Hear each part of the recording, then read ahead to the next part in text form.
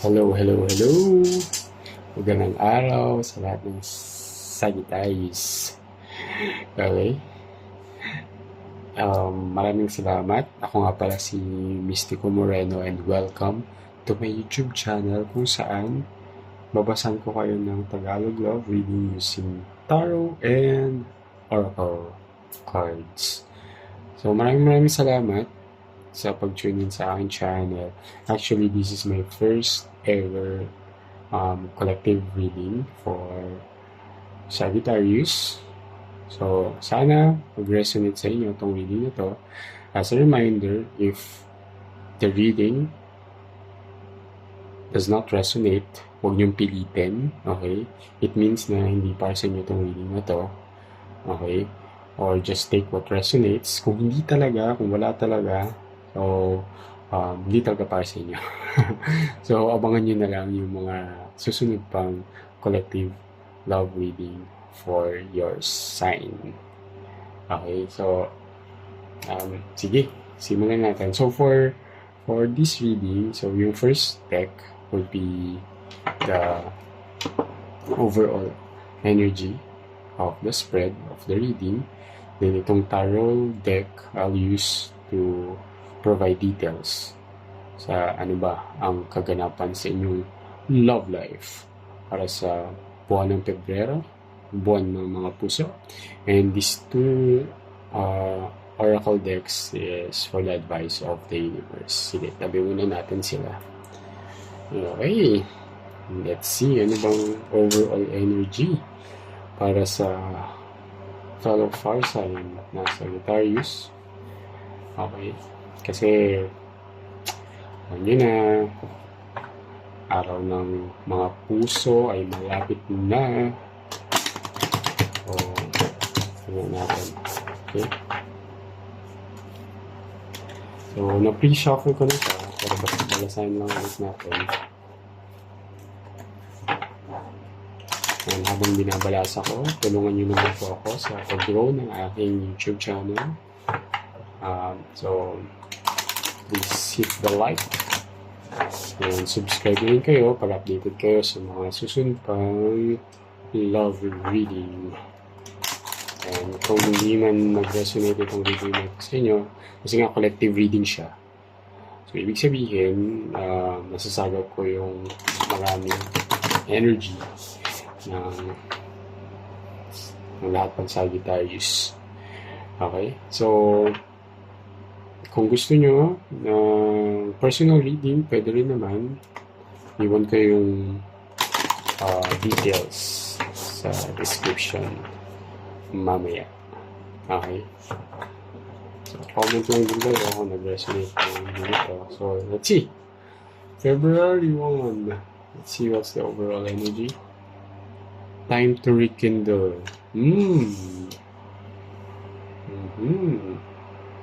Okay, sige. Basahin natin yung oracle na to. Pero, huwag pa naman na yung parang overall energy. Sige. So, time to rekindle. Sorry naman. So, take your destiny into your own hands. You have been gifted with a program inside you that is your guide. It helps prevent you from being influenced by external matters or to be deceived by fixed ideas. Rekindling your life does not mean focusing on external matters such as new friends, a new job, a new location, or a new car. Rekindling begins with the way you see everything. Even a small move toward recreating yourself can transform your entire life and illuminate insight into who you are. Dear one, your whole life doesn't need to change so you can reinvent yourself. Although when you reinvent yourself, your whole life can change. The process is simple. Begin doing something that is outside your routine. Be assured that as you continue, you'll figure out whether it is right or the timing is suitable. You will eventually transform your daily life from mundane to extraordinary, and you will radiate this new living energy in a way that affects others. The mantra is, I am becoming more conscious and transforming my mundane and routine existence into a quality life. I connect my inner essence to everything around me. Ayan. So, sinasabi nito na you transform yourself. Okay? So, try mong baguhin yung mga everyday activities mo so that whatever you're manifesting is maalis yung mga blockage, di ba? And mag-open yung doors and even windows para marating mo or magkatotoo yung mga minimanifest mo. Kasi, and you don't have to focus on external things. Focus on yourself first. Focus on what's internal and dun makikita ano ba yung mga bagay that really matters. Okay? And let's try to connect it. Anong relasyon nito sa reading when it comes to love? Okay. So, same. Basahin lang ulit natin. Nabasa ko na ito kanina. Let's shuffle.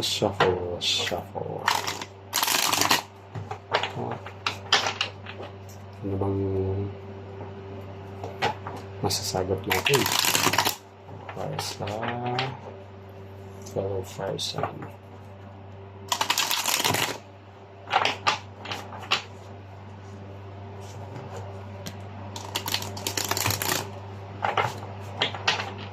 Okay, so just pick the 10 cards.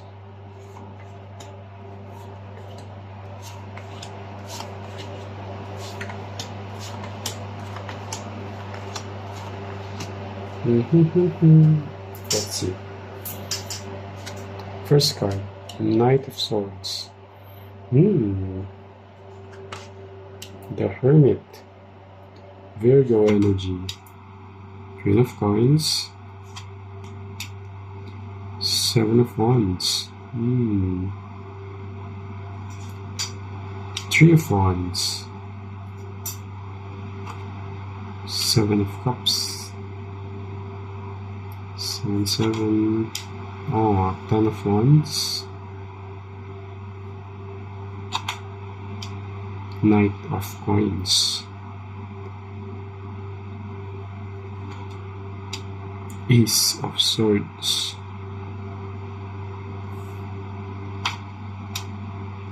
And a Page of Wands. So yung reading mo started with the Nine of Swords and ended with the Page of Wands. Okay, so simulan natin si Knight of Swords. So there will be some communication coming from a person in your mind. Okay, a person. So there will be some kind of communication that is about to happen, and this is after some sort of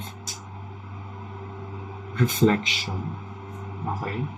Reflection na ganap dun sa tao na yun. Okay?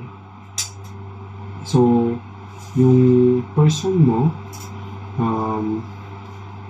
I have this feeling or ang nasa-sense kong energy is medyo nag-avoid siya sa current situation ninyo, sa relationship ninyo, whether if kayo na or hindi pa, pero medyo nag-step back siya. Okay? And baka nga nag-ask pa siya ng space from you. Okay? And you willingly gave that space to him or her para pag-isipan ng mga bagay-bagay. And yes, after that self-reflection or after ng kanyang pagbumuni-muni at pagninilay-nilay ay ayan, may communication ako parating. And this communication will lead to something good. Okay? Kasi si Queen of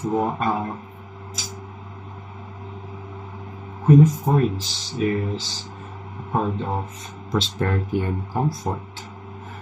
So, that communication will be comforting. Hindi naman siya something na parang magkakos pa ng further conflict. Hindi. So, yung communication na parating ay something about conflict resolution.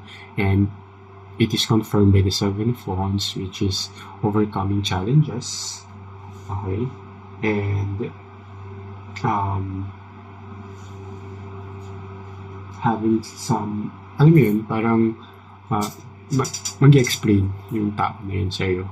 And you will be open to listen to the explanation.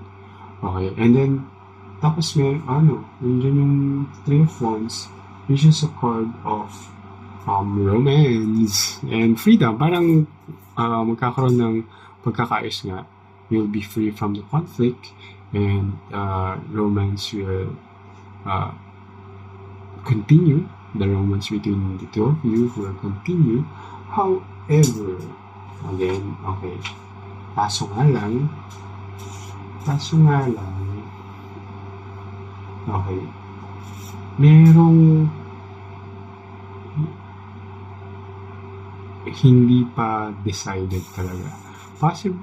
Ang na-feel kong energy ikaw, parang di ba nga dahil umalis, parang nag-avoid tong person na to sa situation, tapos suminga na siya ng space, tapos ngayon gusto kong kausapin at makipag-ayos sa'yo. Papakinggan mo naman siya. And gusto mo pa rin tong tao na to, kaya you will accept the explanation. Kaso may parang indecision na mangyayari sa part mo na parang tatanggapin ko pa ba tong person na to or not. However, kung titignan din natin if we'll straightforward or literal din natin kukunin yung message ng Oracle card before, it's time to rekindle. Okay? So, what I sense here is yes, makipag-ayos ka. Why? Because it's nagiging burden na siya sa'yo yung sitwasyon na parang ang dami mong masyadong iniisip pa. Okay? So, si Ten of Wands kasi, okay, si Ten of Wands is a card of struggles and burden. So, meron kang internal struggle. Yung, alam yun, parang sobrang dami ng burden na nangyayari sa'yo. Kaya, kailangan mo na siyang i-offload. So, whatever emotions, kung may mga tampo ka dun sa tao na yun, or kung ang tawag din, meron ka pang grudges, alisin mo na siya, i-offload mo na siya sa heart and mind mo. And start to move forward. Okay? So, move on na. Move on ka na lang. Okay?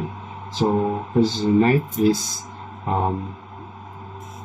pag nights kasi, it's more in action-oriented. Diba? So, si Knight of Coins is card of effort and commitment. Okay? So, something is moving forward na. So, mag-move on ka na sa what's burdening you or sa mga internal struggles mo when it comes to this relationship, and start anew. Okay? And this is confirmed by the Ace of Swords. Okay? So, there will be some kind of breakthrough sa relationship niyo. Pero kung makikita niyo mo dito, di ba, you have the sword to cut the ropes and start anew and mag-move na sa next phase ng relationship ninyo. Pero kung hindi mo puputulin yung mga ropes na yan, wala, nandiyan ka lang sa side na yan, ma-stuck ka. So you have to really use that sword to cut those ropes and move forward. and start afresh between you and your person. Because why?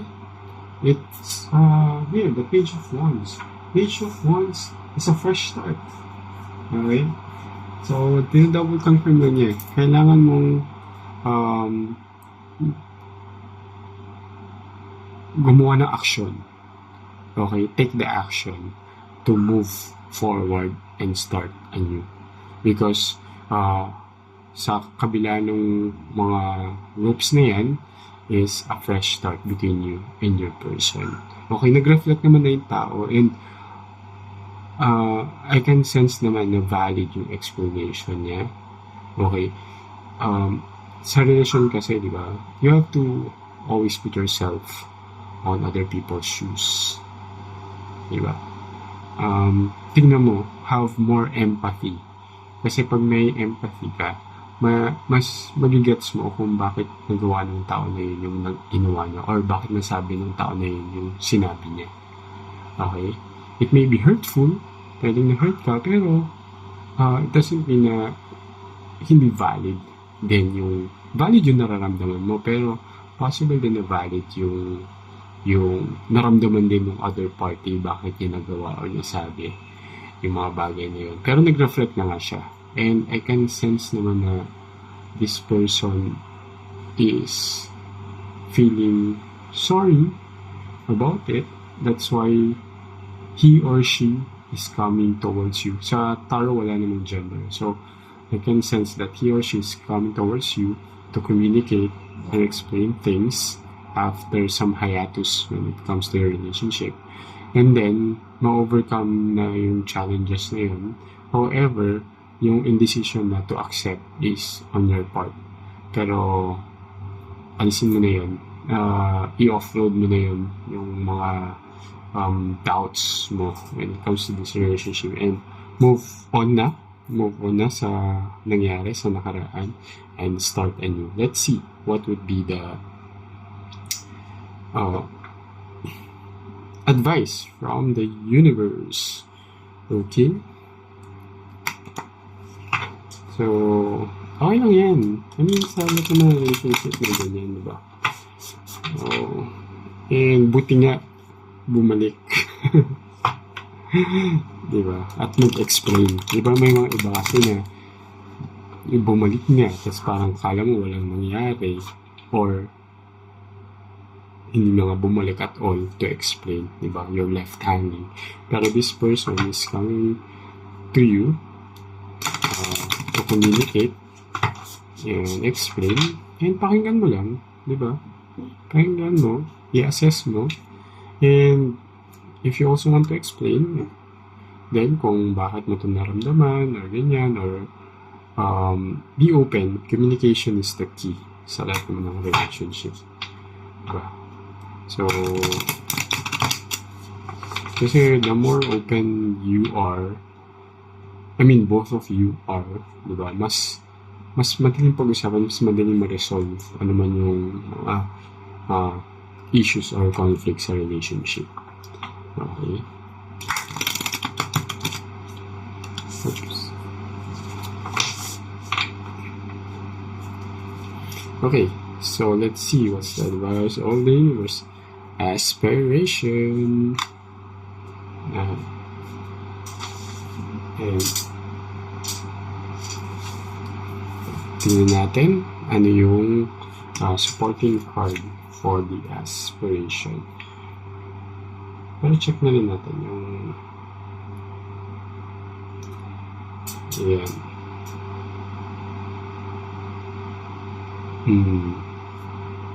So ito, sinabi dito na look deep within yourself and think about who you want to be in your life. Aspiration is less about what you want to do than what you want for yourself. Okay. So, diba?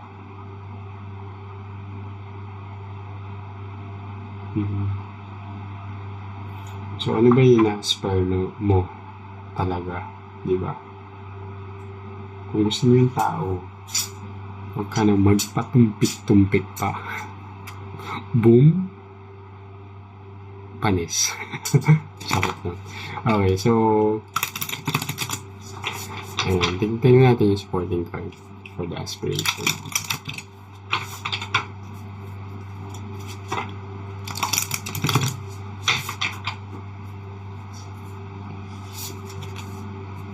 Okay, Primrose. Kita ba? Ayan. Oops. Okay, tingnan natin ano si Primrose. Primrose is a card of vulnerability and passion and attraction. Okay, so be vulnerable lang. Okay lang din yan talaga na kasi very attracted. Gusto mo naman talaga ito and very passionate ka when it comes to loving this person. Full of passion din naman siya towards you. And yeah, ito nga, nagpapaka-vulnerable na yung tao sa'yo. Mag-open up na siya, diba? So, just open your heart and open your mind sa magiging explanation ng person na yun. Kasi dun mo makikita how sincere a person is. Talaga kapag pag meron siyang lakas ng loob para ipaliwanag yung sarili niya. Diba? Kaysa na lang, palipasin niyo yung issue, tapos wala na, parang hanggang sa may ipon yan na to the point na pag naipon niya na naipon, tapos nagkaroon kayo ng major issue, lagot na, diba? So, kaya, ngayon, once na mag-explain na siya, kung tingin mo para sa iyo ay acceptable yung explanation, then move on na. Okay? Decide to accept mo na siya ulit sa buhay mo. Okay? And para ma-offload na sa puso at isipan mo rin lahat ng mga burdens and struggles na kinikip mo habang hinihantay mo na kausapin ka niya or mag-explain siya sa'yo. Okay? Ayan. So, I hope na nag-resonate itong reading na to. So, kung hindi nag-resonate ito, ibig sabihin hindi nga para sa inyo itong reading na to. However, if you want a personal reading, iwan ko sa description sa baba kung paano nyo ako ma-contact. So, yung email address ko sa baba. And, ayan. So, wala namang so far need i-clarify na card. Yeah. Parang very, very clear naman yung energy and yung nababasa ko sa spread na to. So, maraming salamat muli. Ako si Mystico Moreno. And, hanggang sa susunod na collective reading para sa Sagittarius. Okay. Maraming salamat muli. Ingat!